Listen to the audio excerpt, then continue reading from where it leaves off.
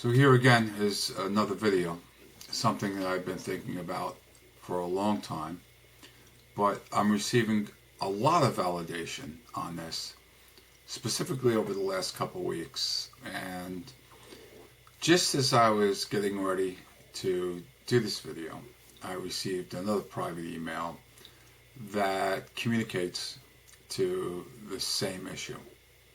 And that is, how many of us are lonely? How many of us scapegoats are in isolation? I'm willing to bet quite a great many of us. Now, the way I do my videos, the way that I communicate here is I take real life examples, things that have definitely happened to me. Not things that I think are happening, or not things that I think other people have experienced, but things that I have specifically myself experienced, witnessed, seen, have been victim to. And that is the isolation. I am quite confident that the isolation of us scapegoats are done by our narcissistic abusers by design, with a very real purpose. Let's take triangulation. Triangulation, as we know, is for a couple different reasons. It's so they are in the center of all communications. They're controlling the communications. They're keeping everyone separate so that we don't get together and tell the actual stories. That's a big one with the isolation. So we don't get together and communicate between ourselves. Example, family and friends. The real story of what's really going on. That is incredibly important to the narcissist, where their truths are not found out. Because if we're together, we might be scratching our head and going, hey, yeah, me too, and do you remember this happened? That is detrimental to the narcissist. They can't allow that to happen. So they must triangulate, keep us away from each other. But, as we know, they want to keep everyone away from you. So what they'll do is they'll use their bag of tricks. They'll degrade. They'll lie. They'll set you up and then exaggerate on that truth. Oh, and they will set you up to where you are isolated from family, from friends, from extended family. Don't ever allow them on your Facebook or social media, because they'll hit every one of your friends. Start gaining their trust and boom, start degrading. So it's important for them to isolate you for a number of different reasons. So you have no one to really speak the truth to. That if and when you speak the truth, or you tell about the hideous, heinous abuses, people won't believe you, because they've already been predisposed by the narcissist to discredit you. You've already been labeled as unstable, mentally ill, the troublemaker, never the good person.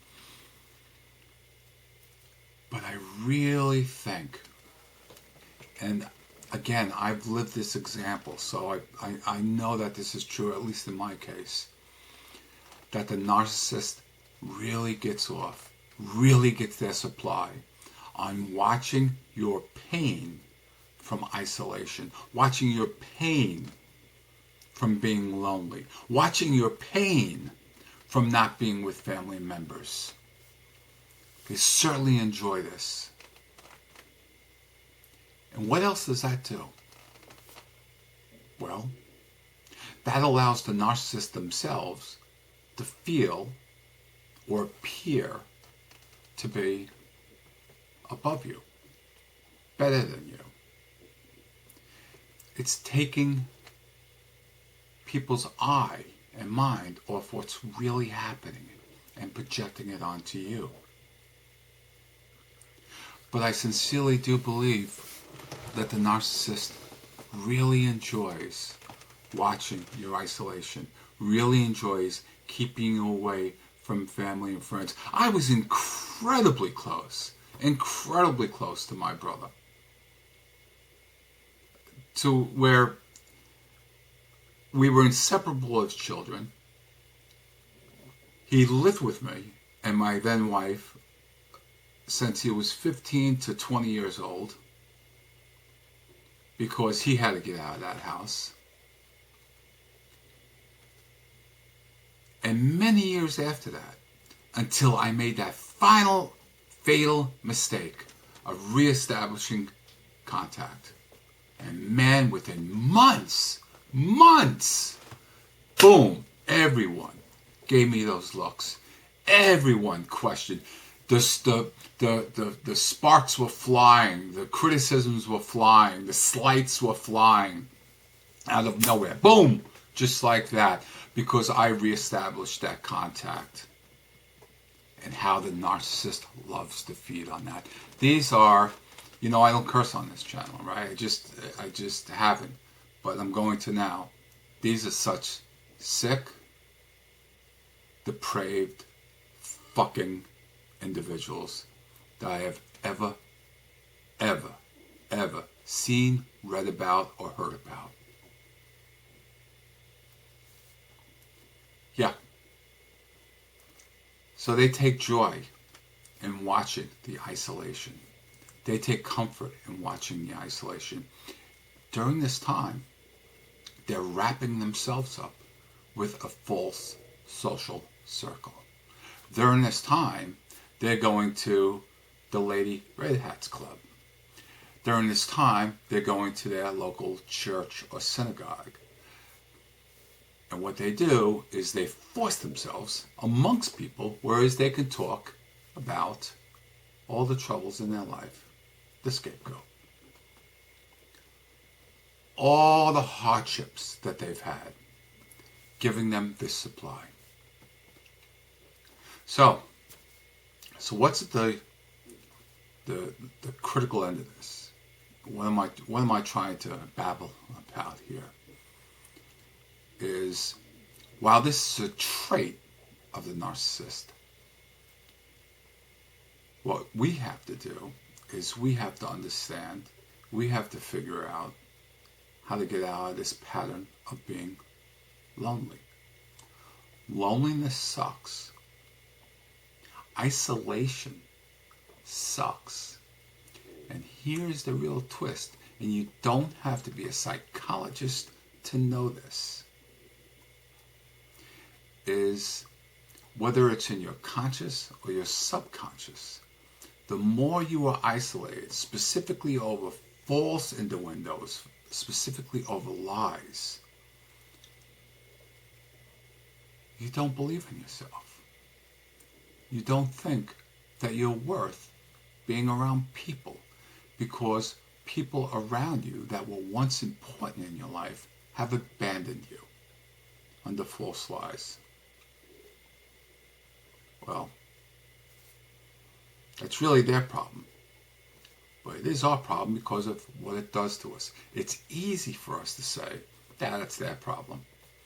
But the fact is that it hurts us, doesn't it? So how do we get over that? How do we get over the isolation that the narcissist has caused us? Look, we know that the isolation and the triangulation is factual. It's there. It's real. I don't care what anyone else says, that it's a piece of your imagination. It's there, right? But how do we get over the loneliness? How do we begin to feel that we're worth loving? How do we begin to feel that we are worth being in a friendship with or a relationship with? That's always been very difficult for me.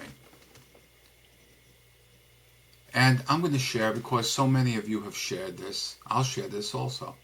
I'm lonely. First time in my life, beginning three years ago. No, 5 years ago when I first started contact, or reestablished contact. Loneliness. I watched them being picked off one by one by one by one, and didn't realize at the time what was happening. Knew something was really weird, knew something was very strange, knew something was very off, but didn't relate it. Again, because I didn't think somebody who was supposed to love me would ever think of that. It never entered my head. So what do we do, ladies and gentlemen? What do we do to realize that we are worth it? To realize that we are worth